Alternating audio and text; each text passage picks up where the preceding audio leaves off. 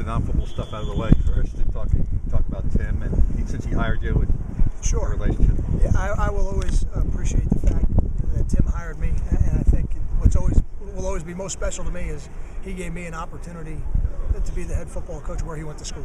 And I know how Tim feels about Rutgers University, and I know it's a special place to him. So for him to entrust this program, the program that he was a part of, to me in my first head coaching job, I'll always be grateful to him for that. In general terms, you've been here 8 years, 2 ADs. The general traits that the AD at Rutgers needs to have.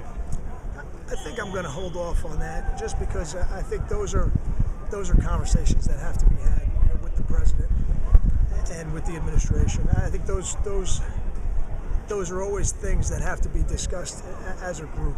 I think anybody's individual agenda at the university is really not the most important thing right now. I think collectively we've got to figure out what are going to be the most important things to the university, and then certainly football will be a part of that. But I think before those conversations are had, I would withhold comment. Did you expect to have a voice in that decision, or at least be consulted? I think those decisions are usually made above the coaches on a campus and in an athletic department. But I think what I found is you do end up being asked questions, and you give whatever input you can at that point. I only ask that's because last time Fred Hell, Greg, and Vivian were consulted. They met with the prospects.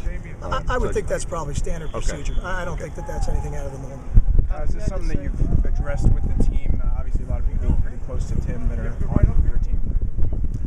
Only to give them the information of what has transpired.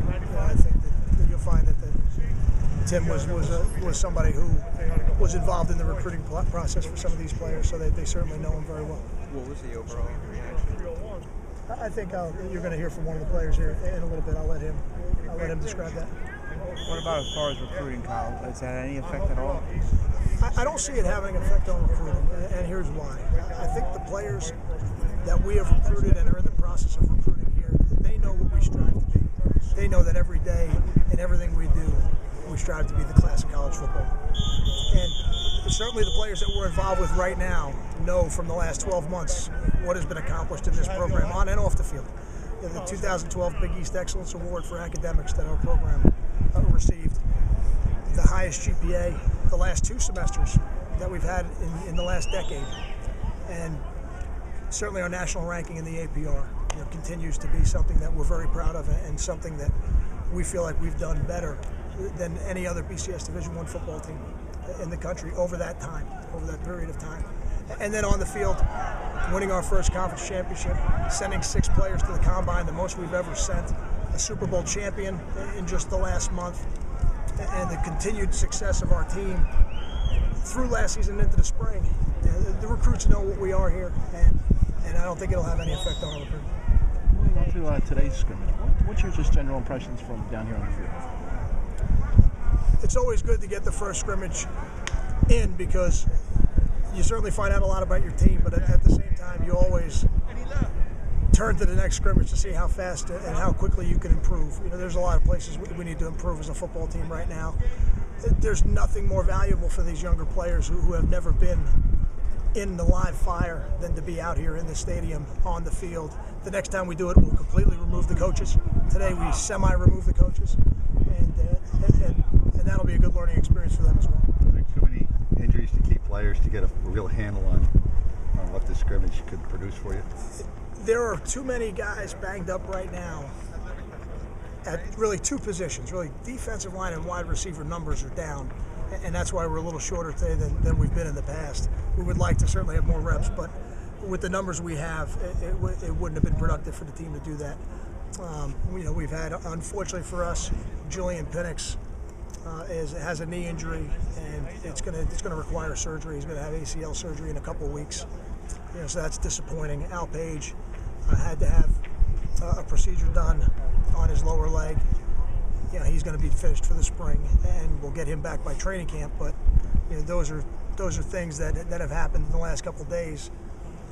And when they left the field, we didn't know they'd be that serious. So they've happened now. Is it season ending for Julian, or is it too early to say? I think it's too early to say. My experience with those type of ACL injuries is that generally the rehab process would go into the season to a point where I don't know that he would be back for the season. But those decisions all get made later on. Anything new on Paul James? Nothing new with Paul James. Hopefully we'll have him back on Tuesday. He's just got a hip flexion strain right now, but we'll continue to treat him. Davon? Davon, we will have more information on Tuesday. We're still evaluating. Are you happy with the way Gary was able to protect the ball in the first scrimmage? I'd like to look at the film. I think, just looking at it with the naked eye, I thought he did a good job. I think today was an opportunity for us to build some depth at that position. And I really liked what I saw from some of the younger quarterbacks. I think at different times, whether it was Mike Bamonte, whether it was Chris Laviano, or whether it was Blake Rankin, I saw some things out there that lead me to believe the future is going to be bright at that position. And I think, with Chase and Gary, already being there at the top of that depth chart, we're going to have some younger guys that are going to be pushing to move up that depth chart in a hurry. What are the younger running backs? Do you like from what you see so far? I think it's very similar. I'm pleased with the depth, and I think at different times I saw some nice things from Desmond Peoples. I saw some good things from Dante. And even during practice the other day, we saw some nice things with Michael Burton running the football. So, we've got a group of running backs there that I think can all have a positive effect on our team. Got time for two more? Back to Gary for a second. How would you progress his working relationship with Coach Marcel? I think it's good. I think he's done a nice job. I think they're still getting to know each other. That process will go through the spring. What was the thinking just behind, you did some situational stuff. I think you set the NCAA record for first and 10 from the 40 plays. What was the thing? What were you looking to accomplish? The first group of plays really is just, it's designed to make sure we get enough runs in the script. And what I found in these scrimmages in the past, we started doing it a little bit last year. If you script those plays at the beginning and you get the majority of your runs in, not that they were all runs, there were some play actions in there as well. Then as you get to the situations, you don't have to repeat as many. You don't have to be as conscious of the run pass mix. You just make sure you get the mix of plays that you're looking for. Thanks, Kyle. Thank you.